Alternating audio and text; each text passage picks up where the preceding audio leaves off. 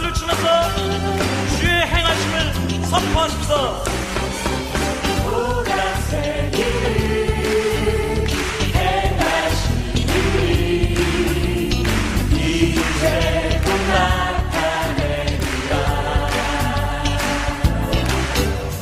주를 위하여 지으신 백성 주의 찬송 부르게 되리. 광야의 물 솟아내리라.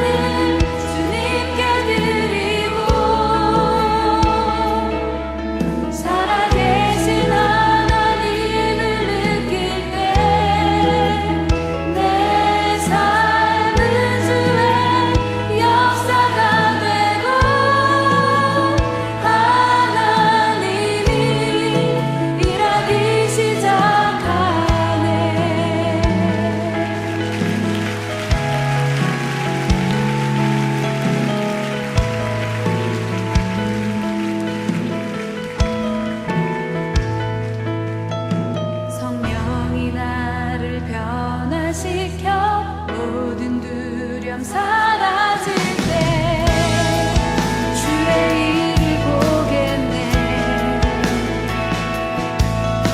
황폐한 땅 한가운데서 주님만을 알게 되리. 주님을 볼 때 모든 시선을 주님께 드리고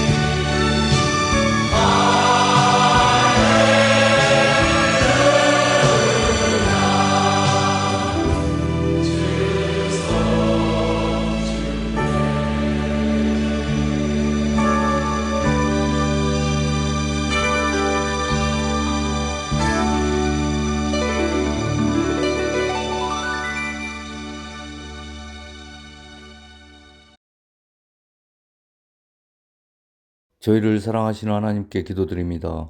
하나님 아버지 감사합니다. 오늘도 이렇게 인터넷으로나마 지난 일주일간의 삶을 회개하며 예배드릴 수 있게 허락하심을 감사드립니다.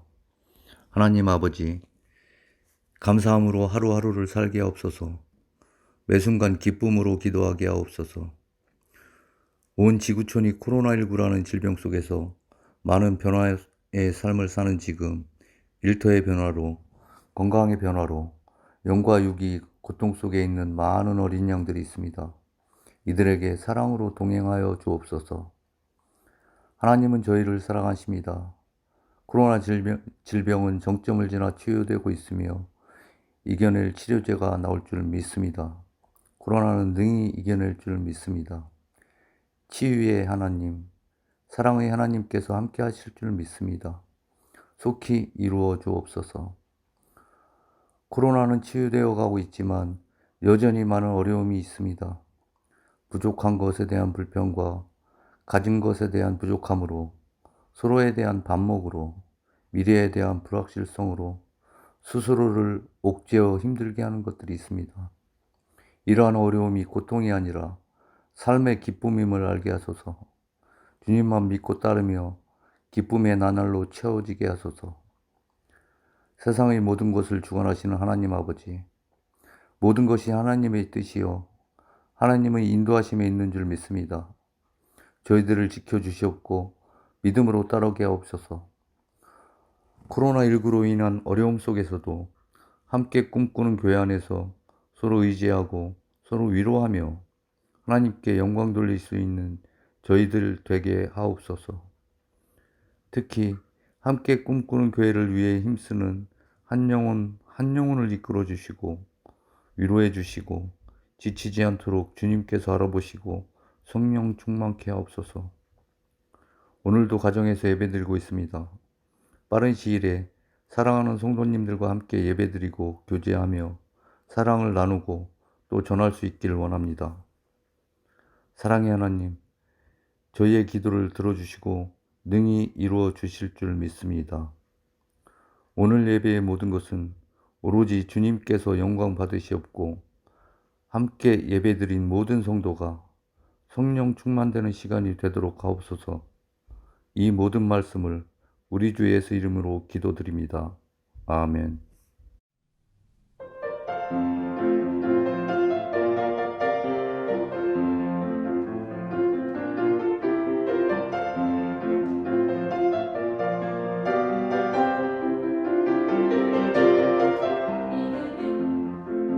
어둠 속에 비치며 이거는 약할 때의 방법이여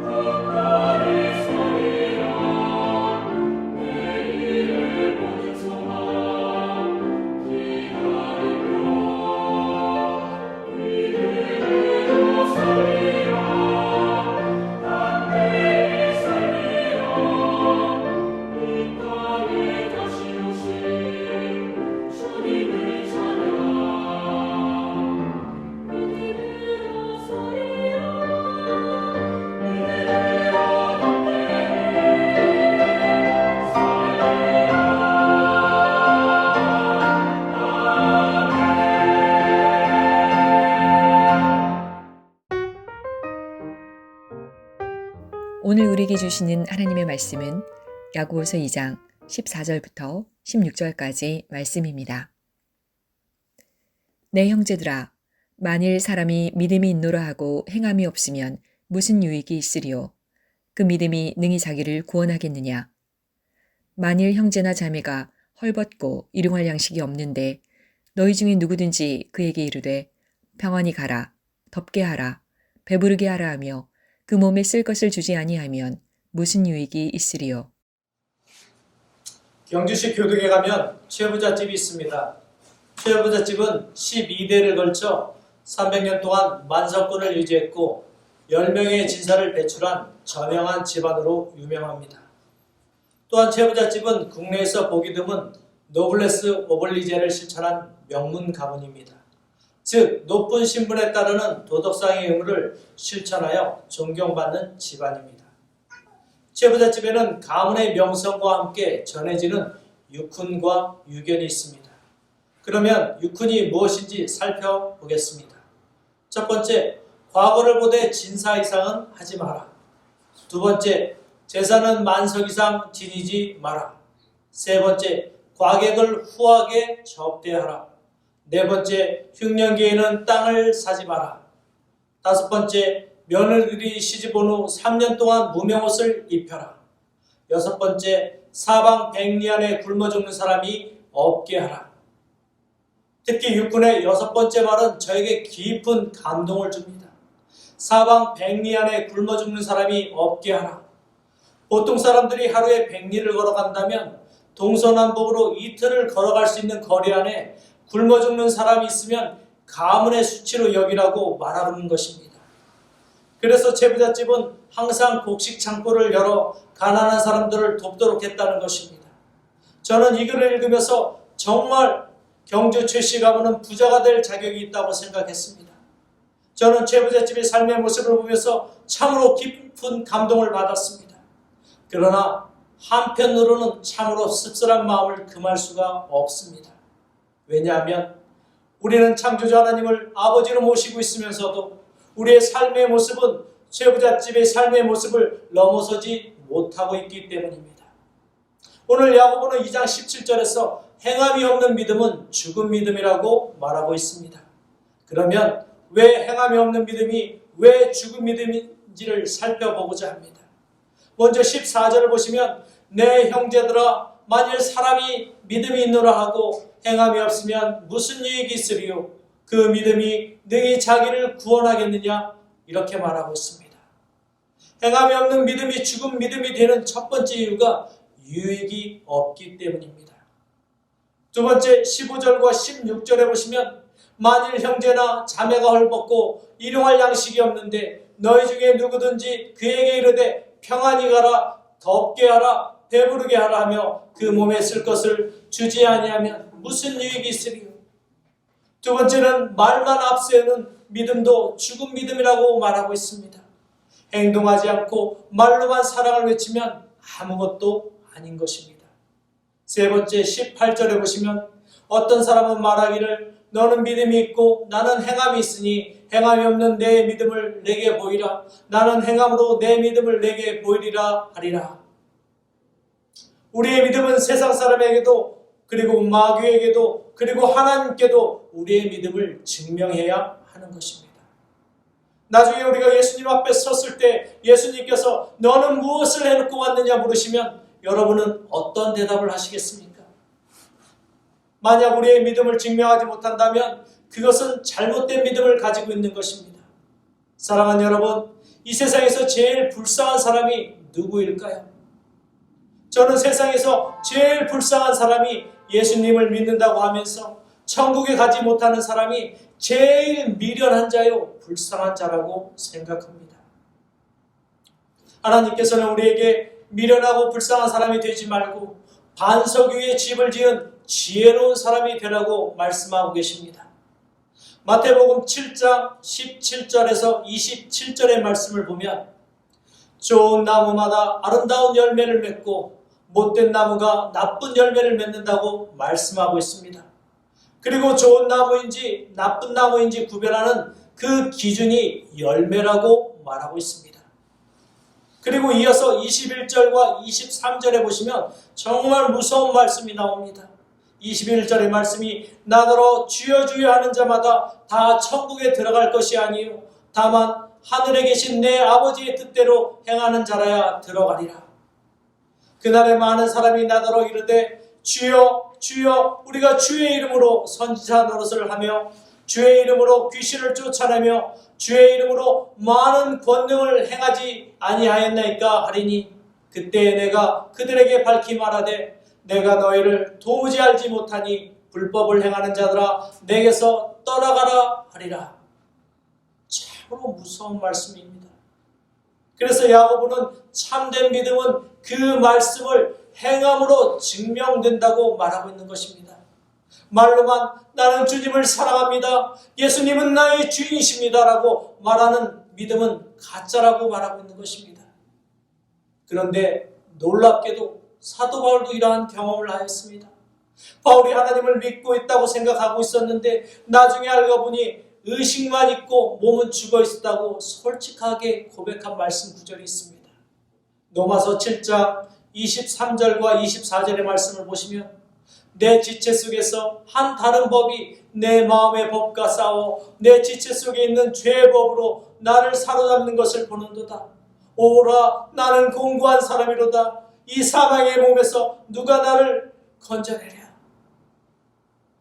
우리가 예수 그리스도를 믿는다고 하면서 내 안에 들여다보면 온갖 악한 생각으로 가득 차 있는 모습을 보게 될 때 죄라는 것이 얼마나 무서운지 다시 한번 깨닫고 이러한 모습을 보고 계시는 하나님 앞에서 참으로 부끄러운 마음을 금할 길 없습니다. 그러면 여러분의 믿음은 어떻습니까? 부끄럽지 않으십니까? 저는 솔직히 부끄럽습니다. 만약 부끄러운 마음이 드신다면 나의 믿음이 어디서부터 잘못되었나 우리의 신앙을 점검해 봐야 합니다. 우리의 믿음이 잘못된 이유는 여러 가지가 있겠지만 대표적인 몇 가지를 말씀드리고자 합니다. 첫 번째는 올바르게 성경을 알지 못하기 때문에 잘못된 지식을 가지고 있는 것입니다. 그 잘못된 지식의 대표적인 것이 바로 진화론입니다. 진화론은 영국에서 나와 독일에서 가서 자라가지고 미국에서 꽃을 피웠고 한국과 일본에서 열매를 맺습니다. 많은 학생들이 미국 시카고에 있는 자연사 박물관 같은 코스를 한번 쭉 돌고 나오면 아이들이 100% 진화론자가 되어 나옵니다. 너무나 완벽하게 진화 가설을 사실인 것처럼 꾸며놓았기 때문에 분별력 없는 학생들이 진화가 역사적인 사실이라고 믿는 것입니다. 진화론의 기초는 찰스 다윈이 만든 우연 발생 가설로부터 시작하여 계통 진화 가설, 그리고 점진적 진화 가설, 그리고 돌연변이 진화설, 용불용설, 그리고 마지막으로 자연 선택설로 발전하면서 계속해서 사람들을 속이고 있습니다. 그리고 진화론에 기초하는 세 가지 필드가 있습니다. 우주 진화, 생물 진화, 인간 진화가 있는데 우주 진화라고 할 때 우주가 어떻게 출발했어? 오늘 여기까지 왔나 할 때 그 이론 가운데 여러분도 아시는 빅뱅 이론이 있는 것입니다. 그런데 조금만 관심을 가지고 이들의 주장을 살펴보면 얼마나 엉터리인지 알 수 있는데 문제는 사람들이 이것을 무슨 과학적인 진실이라고 생각하는 것입니다. 과학이라는 학문은 활용 범위가 굉장히 넓지만 과학적인 방법만을 가지고 인간이 인지할 수 있는 한계는 매우 제한되어 있습니다. 예를 들면 과학은 너무 크거나 너무 작거나 너무 오래전의 일이거나 장차 우리에게 다가올 미래에 대해서는 정확하게 인지할 수 있는 기능이 없습니다. 그리고 과학적인 분야에는 생물학이 있습니다. 생물하면 생명과 물질이 합성되어 생물이 되는데 과학에서 관찰되고 있는 실험할 수 있는 것은 생물 중에서 물질 부분입니다. 즉 생명체와 결합되어 있는 물질 부분과 그 어떤 현상을 관찰할 수 있고 어느 정도 시험할 수 있을 뿐이지 생명 그 자체에 대해서는 전혀 접근이 되지 못하는 것입니다. 그래서 사람이 실험을 통해서 증명되지 못하자 사람들은 철학적인 방법을 가지고 미루어 생각하고 유추하고 분석하고 종합화합니다. 그러나 철학적으로 인간이 추구한다 할지라도 그것이 다 완전하지 못한 것입니다. 그래서 다시 신학이 필요하고 종교가 필요합니다. 우리가 종교할 때 종자가 산마르 종자에 가르칠 교자를 사용합니다. 즉 종교는 최고의 가르침이라고 말하고 있는 것입니다. 제가 왜 이런 이야기를 드리냐 하면 바로 우리가 마귀에게 속고 있기 때문입니다. 마귀는 창세기를 믿지 못하게 만들기 위해서 만든 덫이 바로 진화론입니다. 왜냐하면 창세기를 제대로 공부하면 하나님을 바로 믿게 되기 때문입니다. 그래서 수단과 방법을 가리지 않고 창세기를 믿지 못하게 만듭니다. 요즘 청소년들에게 물어보십시오. 창세기 이야기를 해주면 무슨 신화나 설화라고 하면서 믿지 않으려고 합니다. 왜? 공교육에서 진화론을 가르치니까. 진화론이 과학적 사실이라고 믿고 있으니까. 이것은 보통 심각한 문제가 아닙니다. 그리고 마귀는 요한계시록을 아주 집요하게 공격합니다. 존 칼빈 같은 대신학자가 요한계시록을 3장까지 주석하다가 붓을 꺾어버리면서 나는 더 이상 요한계시록을 모르겠다고 하였습니다. 그러자 많은 신학자들과 목사님들이 요한계시록을 공부하지 않습니다. 그리고 가르치지 않습니다. 그러자 이단들이 요한계시록을 가지고 장난을 쳐 사람들을 속입니다. 사랑하는 여러분, 마귀는 창세기를 믿지 못하게 만들고 우리 신앙의 목적지인 요한계시록을 보지 못하게 만들어 우리의 신앙이 갈팡질팡하게 만들어 결국에는 우리의 신앙이 마귀의 속임수에 빠져 타락하게 마는 것입니다. 저는 신학교 3학년 때까지 예수님이 나의 죄를 위해 십자가에 돌아가시고 부활하신 하나님이신 것이 믿어졌습니다. 그런데 하나님께서 이 세상을 창조한 것이 믿어지지 않고 지식적으로만 알고 있다는 것을 깨달았습니다. 그래서 저는 왜 이게 안 믿어지지 고민하기 시작했습니다. 그래서 교수님들과 목사님들께 물어보았습니다. 그런데 제가 왜 안 믿어지는지에 대한 해답을 정확하고 명료하게 말씀해 주지 못하고 그냥 믿음으로 나가다 보면 믿어져. 이렇게 말씀하시거나 어떤 목사님은 경건하지 못하게 그런 것을 질문한다고 야단치시며 그냥 믿어. 신앙은 믿는 것이라 말씀하시는 분들도 있었습니다. 그런데 저는 이것은 잘못된 믿음이라 생각했습니다. 무작정 믿으면 하나님을 믿는 것과 미신을 믿는 것이 무엇이 다른지 생각하면서 저는 신앙생활의 모든 궁금한 것들을 깊이 생각하고 또 물어보고 책을 찾아 읽어보고 묵상하면서 하나씩 해결해 나가기 시작하였습니다. 하나님께서 왜 이 세상을 창조하셨지? 왜 하나님께서 인간을 하나님의 형상을 따라 지으셨지? 왜 하나님께서 우리에게 가정을 주셨을까? 왜 하나님께서 우리에게 성경을 주셨지? 왜 하나님은 제사를 지내지 말라고 하지? 이런 질문이 꼬리에 꼬리를 물고 있던 중 제 마음속에 하나님께서 이 세상을 창조하셨다면 모든 사람들이 깨닫게 하셨을 텐데 왜 우리는 그것을 깨닫고 확신하지 못할까 하는 그런 생각을 하게 되었습니다. 그러던 어느 날 차를 타고 지나가다가 문득 이런 생각이 들었습니다. 집을 보면서 집마다 다 지은 이가 있는데 이렇게 질서가 있고 아름다운 세상을 창조하신 분이 분명하게 계시다는 것입니다. 그리고 그분이 바로 하나님이라는 것을 깨닫게 됩니다. 무신론자인 임마누엘 칸트도 두 가지를 가지고 신이 존재할 거라고 생각했습니다. 첫 번째는 양심입니다. 내가 죄를 지을 때마다 두근거리는 양심을 보면서 양심을 만드신 분이 신이 아닐까 생각했고, 두 번째, 하늘의 별을 보면서 저 반짝이는 별들을 만드신 분이 있다면 그분이 신이 아닐까 생각했었다고 합니다. 사랑하는 여러분, 하나님께서는 온 우주 만물을 창조하신 하나님이십니다. 이것은 변하지 않는 사실이며 진리입니다. 만약 여러분이 진화론을 믿는다면 한마디로 우연을 믿는 것과 마찬가지입니다. 예를 들어 여기 인쇄소가 있다고 생각하시기 바랍니다. 그런데 어느 날 우연히 뽕 하고 폭발하더니 인쇄소는 간데 없고 백과사전 하나만 딱 나왔다고 하면 여러분 믿으시겠습니까?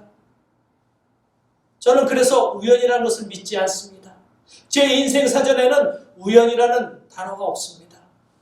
사랑하는 여러분, 이제 우연을 믿으십니까? 아니면 하나님을 믿으십니까? 두 번째, 잘못된 가르침 때문입니다. 그 대표적인 것이 바로 아가페입니다. 여러분, 아가페의 뜻이 무엇인지 아십니까? 저는 무조건적인 사랑이라고 배웠습니다. 그런데 참으로 우스운 일은 그리스 사람들은 아가페란 말을 잘 사용하지 않는 단어입니다. 아가페라는 단어는 기독교가 발명한 것처럼 새로운 용어라고 할 수 있습니다. 그리고 아가페는 사랑을 쪼개서 세분화시킨 것이 아니라 통전적인 의미로 사용된다는 것입니다. 그런데 많은 목회자들과 신학자들이 하나님의 사랑을 세분화시켜 하나님의 사랑을 아가페로만 딱 한정짓습니다. 특히 서양 신학자들은 무엇을 나누고 쪼개는 것이 일상화되어 있다 보니 하나님의 사랑도 쪼개고 쪼개 하나님의 사랑을 무조건적인 사랑을 아가페라 말하고 친구의 사랑을 필레오라 말하고 남녀 간의 사랑을 에로스라고 말합니다. 그러나 이것은 사랑을 잘 몰라서 하는 말입니다. 사랑은 쪼개고 나면 남는 것이 없습니다. 구약 성경에는 사랑이란 말은 히브리어로 아하브란 말을 사용합니다. 아하브는 상당히 포괄적이고 통전적입니다. 예를 들어 하나님께서 이스라엘을 사랑하신 것도 아하브, 부모가 자식을 사랑하는 것도 아하브, 부부간에 사랑하는 것도 아하브, 모두가 이렇게 아하브로 사용합니다. 신약에서는 사랑이란 말을 사용하는데 필레오라는 말은 몇 번 나옵니다. 그리고 에로스라는 용어는 거의 사용되지 않았습니다. 대부분 아가페로 그냥 쓰고 있는데 아내가 남편을 사랑하는 것도 아가페, 자녀를 사랑하는 것도 아가페, 이웃사랑도 하나님께서 우리를 사랑하는 것도 아가페로 통전적으로 사용하고 있습니다. 우리가 참 사랑을 가지고 있으면, 참 아가페를 가지고 있으면, 참 아하브를 가지고 있으면 사랑의 대상에 따라서 다른 모습으로 나타나게 됩니다. 하나님을 사랑할 경우에는 순종과 감사와 찬양과 공경으로 나타날 것이고, 이웃을 사랑할 경우에는 동정으로 나타나고, 인류를 향한 사랑은 인류의 박애정신으로 나타나고, 친구에게는 우정으로 나타날 것이고, 사랑하는 아내와 이성에 대해서는 애정으로 나타날 것이고, 부모가 자식을 향한 사랑은 스톨게로 나타날 것이고, 어려움을 당한 가난한 이웃에게는 에로스, 즉 동정으로 나타나게 될 것입니다. 하나님은 사랑이시다 할 때 그 사랑 안에는 없는 사랑이 없습니다. 심지어 구약 성경을 보면 그 진한 하나님의 사랑이 이루어지지 않을 때 질투로 사랑을 표현하십니다. 이 사실은 예레미야서, 이사야서, 호세아서, 에스겔서를 읽어보면 충분히 알 수 있습니다. 그리고 여러분께서도 여러분도 아시다시피 예수님께서도 성령께서도 질투하셨습니다. 이런 이야기는 처음 들어보셨나요? 마태복음 10장 37절에 보면 아버지나 어머니나 아들이나 딸을 나보다 더 사랑하는 자는 내게 합당하지 아니하다고 예수님께서 단호하게 말씀하셨습니다. 그리고 성령님께서도 질투하십니다. 만약 인간이 자꾸 물질적인 것, 정욕적인 것과 세상적인 것에 마음을 빼앗기게 되면 성령님께서도 심한 질투를 일으키시는 겁니다. 야고보는 이렇게 말합니다. 누구든지 세상과 벗이 되고자 하는 자는 스스로 하나님과 원수가 되는 것이니라. 너희가 하나님이 우리 속에 거하게 하신 성령이 시기하기까지 사모하신다 하신 말씀을 헛된 줄로 생각하느냐. 이처럼 성령님도 질투하시고 성자 예수님도 질투하시고 성부 하나님께서도 구약 성경의 전체가 질투의 얘기로 가득합니다. 하나님께서 우리를 향한 사랑은 자신이 내어주신 자기 희생적 사랑에 대해서 희생적 사랑으로 죄에 대해서 눈 감아버리는 무조건적인 사랑이 아닙니다. 하나님께서는 모든 감정의 사랑을 다 가지고 계십니다. 하나님은 무한한 사랑을 가지고 우리를 늘 이해하시고 용서한다고 생각하면 큰 오해를 하고 있는 것입니다. 사랑하는 여러분, 굉장히 중요한 내용입니다. 제가 왜 이 이야기를 드리냐면 이런 잘못된 가르침 때문에 우리의 믿음이 한쪽으로 기울게 됩니다. 대표적인 사례가 성경을 읽으시면 구약은 잘 읽지 않고 신약만 읽으시는 분들이 있습니다. 왜냐하면 구약은 오래된 약속이기 때문에 지금은 폐하여졌고 지금은 신약을 읽어야 한다고 말합니다. 왜 이런 주장을 하는 것일까요? 솔직하게 말씀을 드리면 구약을 모르면 신약을 알 수 없습니다. 그런데 신약만을 강조하는 이유는 구약에서는 죄를 심판하시고 진노하시는 하나님의 모습이 강하기 때문에 애써 외면하려 하고, 신약에서는 무조건적인 사랑을 보여주시며 자녀들에게 용서와 사랑과 은혜를 내려주시는 하나님만의 모습을 보려고 하는 것입니다. 결국 죄를 짓고 회개하고 또 죄를 짓고 회개하고 또 죄를 지으면서 우리 마음에는 언제나 예수님께서 우리의 죄를 용서하셨으니 이번에도 용서해 주실 거야, 이렇게 생각하는 것입니다. 이런 마음이 자꾸 자리를 잡게 되면 이제는 담대한 마음으로 죄를 계획적으로 지속적으로 반복하는 것입니다. 이런 것이 바로 종교 이기주의입니다. 그래서 저는 두렵습니다. 왜냐하면 제가 전하는 하나님 말씀을 잘못 전달하면 그 책임이 바로 저에게 있기 때문입니다. 그래서 제가 설교할 때 재미있는 이야기나 성도 여러분들이 좋아할 만한 이야기를 하지 않고 오직 성경 말씀에 기초하여 하나님의 말씀만을 전하려고 하는 것입니다. 사랑하는 여러분, 그러면 어떻게 하면 우리의 잘못된 신앙을 바로잡을 수 있을까요? 야고보는 21절과 25절에서 믿음의 본을 보여준 두 사람을 소개하고 있습니다. 한 분은 아브라함이고 다른 한 분은 기생이었던 나합입니다. 과연 이들은 어떠한 믿음을 가지고 있었을까요? 이들의 믿음은 19절에 유일하신 하나님을 믿는 믿음을 넘어서 믿음을 가지고 있었습니다. 하나님이 한 분이시라는 것은 귀신들도 다 아는 믿음입니다. 아브라함과 나합의 믿음은 바로 상천하지, 하늘과 땅에 온 우주 만물을 창조하시고 지금도 살아 역사하시는 하나님을 믿었고 그 약속의 말씀을 믿었던 것입니다. 그러기에 그들의 삶의 모습은 행함으로 증명할 수 있었던 것입니다. 아브라함이 이런 믿음이 없었다면 아들 이삭을 바치지 못했을 것입니다. 기생 나합도 마찬가지입니다. 여호수아가 가나안 정탐을 위해 보낸 2명의 정탐꾼이 나합이 있는 곳으로 숨어들자 나합은 이들을 보고 바로 살릴 사람인가 죽일 사람인가를 판단합니다. 그리고 이들이 이스라엘 사람인 것을 눈치채고 목숨을 걸고 이들을 숨겨줍니다. 그리고 재치를 발휘하여 추격하는 가나안 병사들을 따돌리게 한 다음 살몬이라고 하는 정탐꾼에게 이렇게 이야기합니다. 라합은 술주전뱅이들이 하는 이야기를 듣고도 이스라엘의 전능하신 하나님, 상천하지의 하나님이 행하신 일들을 듣고 내 간담이 서늘해졌다고 고백하고 있습니다. 바로 아브라함과 나합의 믿음의 출발점은 태초에 하나님께서 천지를 창조하시니라부터 시작했기에 하나님의 생명책에 기록된 것입니다. 사랑하는 여러분, 인간의 모든 문제의 발단은 우리가 살아계신 하나님의 존재를 모른 채 살아가기 때문입니다. 그래서 저는 여러분께 정말 간곡히 부탁을 드립니다. 하나님의 말씀을 읽고 배우는 일을 게을리하지 마시기 바랍니다. 하나님께서는 이제 우리에게 마지막으로 성경을 주셨습니다. 그리고 그 말씀을 가슴에 새기라고 명하십니다. 우리가 말씀을 가슴에 새기기 위해서는 읽고 배우고 토론하고 우리의 신앙을 견고하게 해야 한다고 생각합니다. 그리고 그 말씀을, 그 사랑을 우리의 삶 속에서 행해야 하는 것입니다. 요한계시록에 보면 하나님께서는 우리의 모든 행위를 다 알고 계시고 보고 계시다고 정확하게 말씀하셨습니다.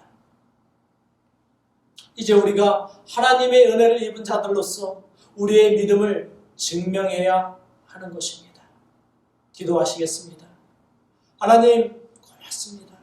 우리가 더욱더 성숙한 믿음으로 하나님을 사랑하는 믿음을 증명할 수 있도록 우리의 귀가 열리게 하시고 마음이 열리게 하시고 하나님의 말씀을 새기고 가슴에 새겨서 그 말씀에 따라 거룩하신 하나님의 자녀로 살아갈 수 있도록 인도하여 주옵소서. 예수님의 이름으로 기도하옵나이다. 아멘.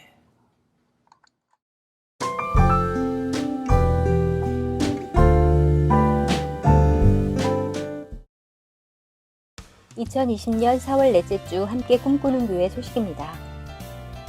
황웅현 형제의 선교 편지가 도착했습니다. 코로나19 위기 속에서도 예정된 일정까지 무사히 사역을 마칠 수 있도록 함께 기도해 주시기 바랍니다. 함께 꿈꾸는 교회 네이버 카페가 개설되었습니다.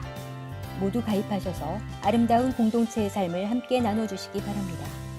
코로나19로 사회적 거리두기를 하고 있는 이때 각 목장의 사진과 소식을 올려주시고 온라인상에서 소소한 나눔의 즐거움을 경험해 보시기 바랍니다. 각 가정문에 부착하는 함께 꿈꾸는 교회 교패가 2가지 디자인으로 제작되었습니다. 받으실 분은 담당자에게 연락 주시기 바랍니다. 다음 주 주일 예배 본문 말씀은 마태복음 10장 5절에서 16절이며 설교 제목은 뱀처럼 지혜롭고 비둘기처럼 순결해야입니다. 설교자는 방인성 목사님이며 대표 기도는 공현심 집사님께서 준비해 주시기 바랍니다. 5월 설교자는 방인성 목사님이며 6월에는 김병두 목사님이 설교자로 예정되어 있습니다. 창립준비위원회에서 담임 목사 청빙 전까지 다양한 설교자를 섭외하고 있으니 많은 관심과 기도 부탁드립니다.